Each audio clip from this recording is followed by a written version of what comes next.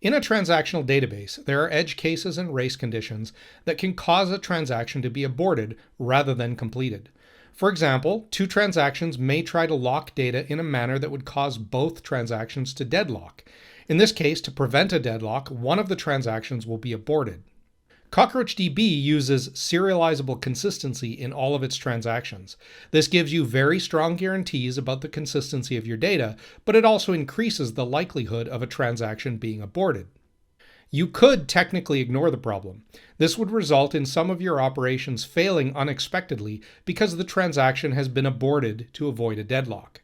However, it's usually better to handle the abort and retry the transaction. A retryable transaction will fail with an error code of 40001, 40,001. It is recommended that you implement logic to retry the transaction if you see this error. Not all transactions need this logic. As we saw previously, CockroachDB has a concept of implicit transactions. Implicit transactions can be automatically retried by the database because all of the logic is encapsulated in a single SQL statement. However, when the transaction is implemented explicitly using begin and commit, you might have important application code inside of your transaction that the database won't have access to. As a result, it cannot automatically retry. In this exercise, we will be implementing an update vehicle function which will fetch the existing record from the database, apply a modification, and then commit the result. This will need to be explicitly wrapped in a transaction and might require a retry. We will implement the new method as well as a helper function to wrap the operation in a transaction and retry it if required. It's important to note that many ORMs include the capability to retry transactions automatically. However, the node-postgres driver does not have this built in.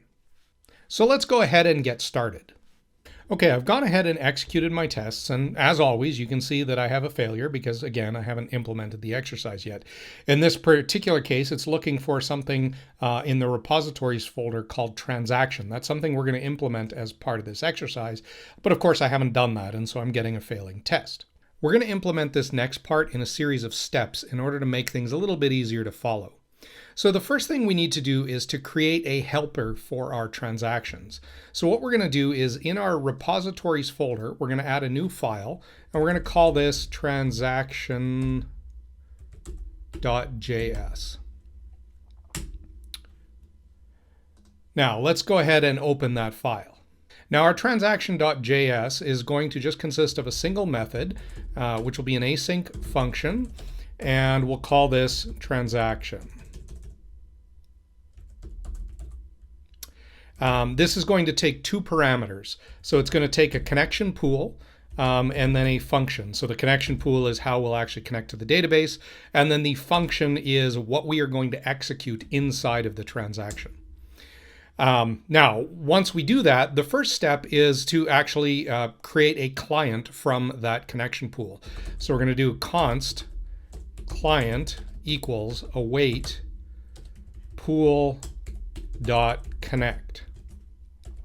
So you'll see already that this is a little different from how we implemented our previous transactions. Remember, those transactions were implicit.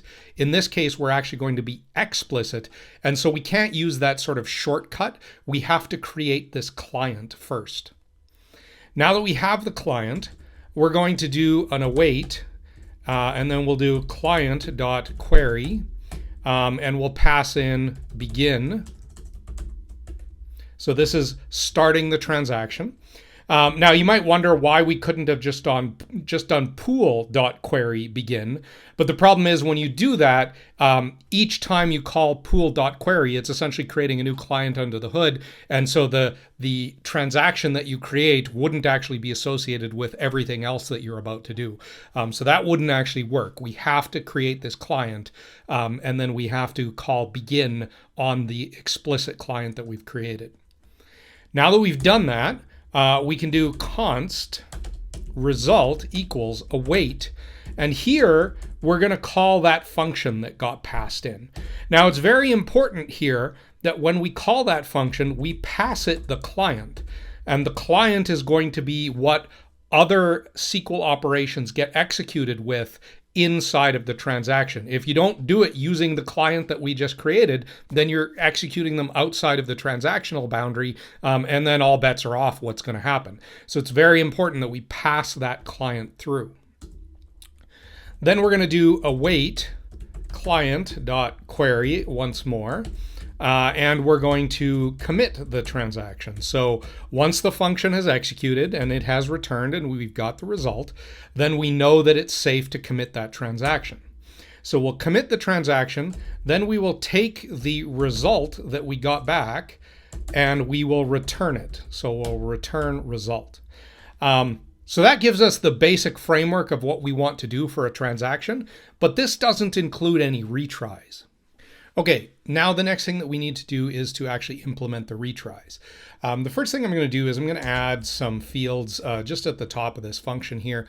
So I want a const backoff interval, and you'll see where this is used a little bit later.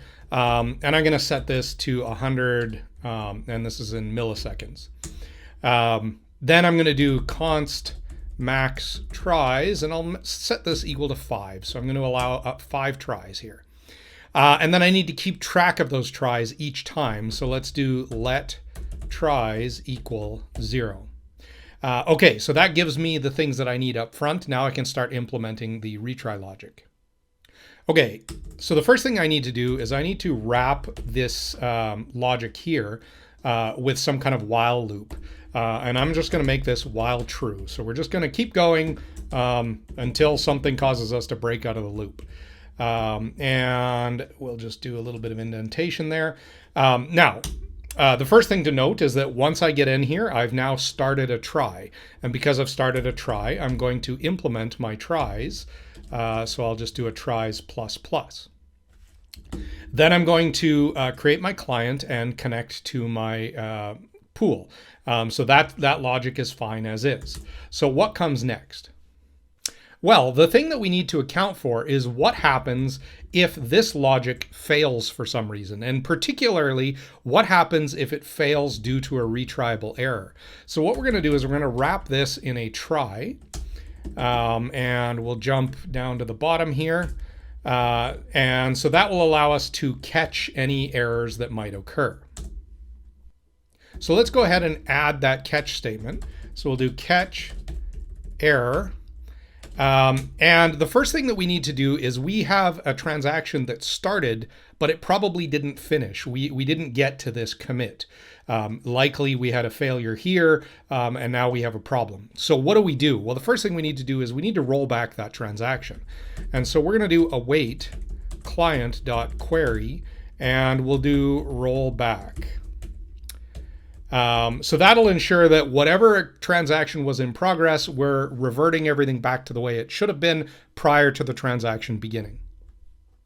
Now, there's a bunch of different possible error codes that we might get here. We're only interested in the retriable errors, which again are the 40,001 errors.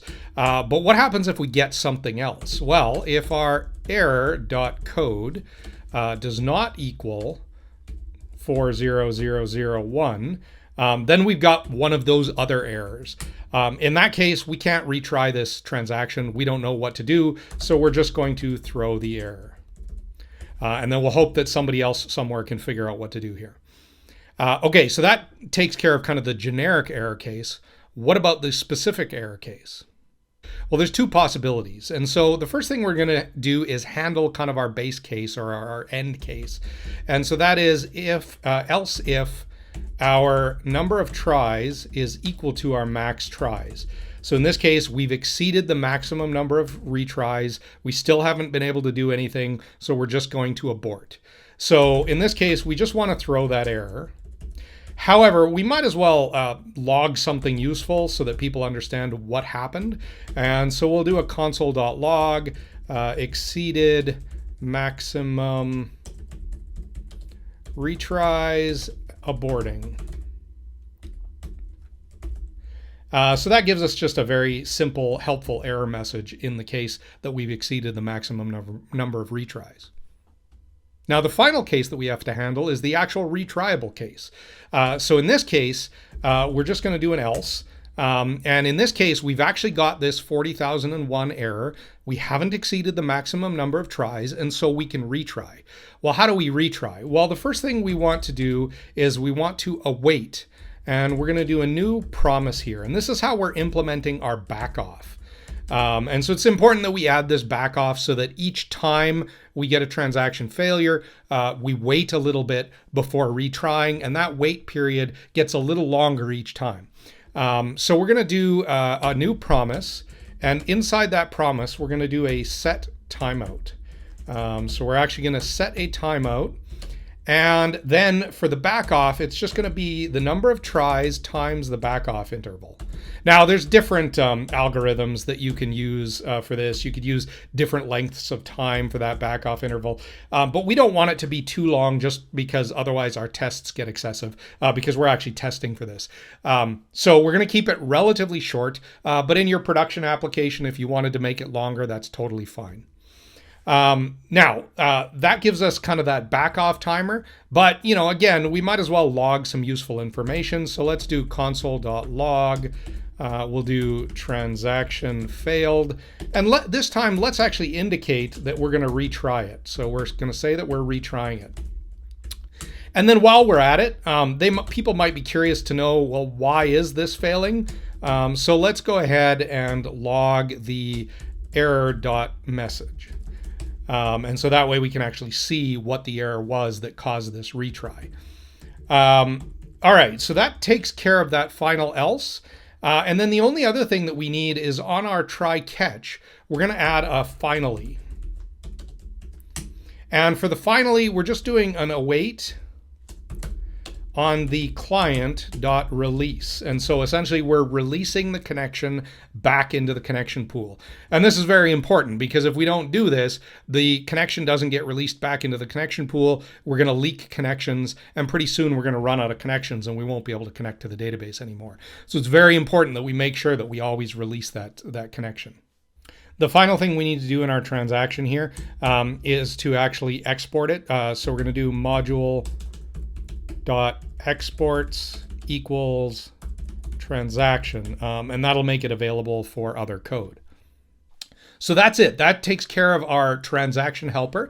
Let's just go ahead and save that, and then we can move on to the next part. Okay, next we're going into our vehicle repository, and we're going to implement a new method. I'm actually going to copy the get vehicle, and you'll see why I want the get vehicle in a moment. So I'm just going to copy that. I'm going to go down to the bottom here and I'll paste it. And I'm going to be creating a new method, and this will be called update vehicle. Now, update vehicle is going to take an ID, but it's also going to take an update object. So this update object is going to contain the changes that we need to make here. Now, I want to still continue with my check. I always want to do that. And I want to actually keep my select statement here.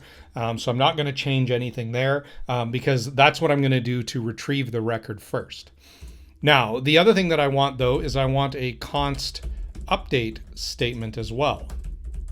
So once I have the update all constructed, I want to execute this update statement. And what is that going to look like? Well, that's going to be an update vehicles.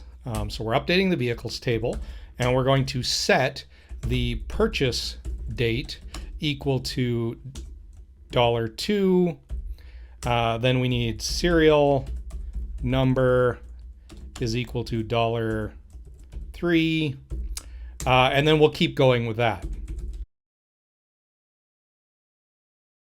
Now, you might be wondering why I started with $2 instead of $1. And that's because I need a where clause here. So I'm going to have where, and for that where clause, I want to use the ID, and the ID is going to equal $1. The ID is kind of the first thing that I think about when I think about this statement. So I'm going to keep it kind of up front and make it the first parameter. And then much like we did with our add or our insert previously, we're going to do a returning star so that we can get back the updated object. But otherwise, that should give us the basic structure of our update statement. Okay, this is where the transaction starts to become important. So what we want to do is we want to return the result of our transaction. Now, what is the result of our transaction? Well, first off, to create a transaction, we need to pass in a pool. So we're going to pass in this dot pool. That's what's going to be used to create our connection. Then we want an asynchronous function, which will have a client as a parameter. And then we're going to return, whatever the result of that is. Let's just grab the code that was down below here. We'll just cut that, and then we'll paste it up above. Just fix the indentation there. And okay, so that should take care of the basics, but this is not what we actually want to do. So first off, this is not the final result. This is just going to be the select result. So initially what we do is we go to the database, we run a select statement, and we get back what's currently in the database. That's fine. Now you might be wondering, why didn't we just call the get vehicle method here instead of recreating a lot of that logic? Well, remember, it's very important that when we do this, we don't use this pool. Because remember, if we use this pool, we're now operating outside of the transaction that we just created. So here, I want to change this so that it actually uses the client. And that's why we couldn't just use the get vehicle method because it would have created its own implicit transaction, and then all of our logic would have broken. Okay, so that takes care of that. Then the next thing that we want to do is, much like we do before, we want to check on the result of that. So here, instead of result, it's going to be select result. And what we're going to do is, in the event that we actually have something, we're not actually going to return it in this case. We're actually going to do const existing is equal to this to vehicle, and this will be select result rows. Okay, so now we have this existing object here, and if we go back up to the top, we have an update object there. What do we do with those? We need to merge them in some way. Thankfully, JavaScript actually has a really nice syntax for merging objects that we can make use of. So we're going to do a const updated. So this is the final updated object, and it's going to consist of the fields from the existing object merged with the fields from the update object. And that will give us our updated object, which we can then operate on. Once we have that, we just need to go ahead and execute an actual update. So we'll do const result, and this is going to be our final result, is equal to await client.query. We're going to pass in that update statement. And then we just need an array of the parameters that we're going to pass, and it's going to be all of the parameters. So it's going to be ID, updated, dot purchase, date, etc. Okay, then the final thing that we need to do is just add back that check that we keep doing. So that's that if result.rowCount equals 1. And so this is essentially just making sure that our update actually completed. If our update failed for some reason, then we might not get back a result, and so we would return null here. But if our update succeeded, then we're going to go ahead and return the result of that update, which would be essentially the updated vehicle. Okay, now we just need to wire up our vehicle repository inside of our controller. So we're just going to drop down to where you see this update vehicle method, and then you can see this return not yet implemented. I'm actually just going to jump up maybe here, and I'm just going to do a quick copy and paste just to speed things up a little bit. Now this isn't going to be get vehicle anymore. This is going to be update vehicle. And then the other thing too is that when we call this, we get an ID and then we get an update object. And so we want to make sure that we pass that update object along as well. But that's it. That's basically all we need here. Let's just make sure that we save that and any other files so that you can actually go ahead and start testing. Okay, so I've run my tests. You can see that they're all passing. I've got 40 passing now. And so that indicates that I seem to have done everything correctly. Okay, I'm going to run my application. I'm backgrounding it again just so that I can keep access to my terminal. And then I'm going to run a very quick update statement. Now, the only thing that you'll need, this statement is provided to you, but the one thing that you will need is you'll need to add in a vehicle ID. So I've just pulled one of the vehicles that I previously created in the database, and I'm just going to use that ID. So we go ahead and we do that. It looks like it went through. You can see the response coming back here, and you can see that it appears to have applied the appropriate update. So it's changed a few aspects of the actual vehicle. So it looks like we're done. Everything is now working the way we expected to. So if you've gotten this far, then congratulations on completing the exercises.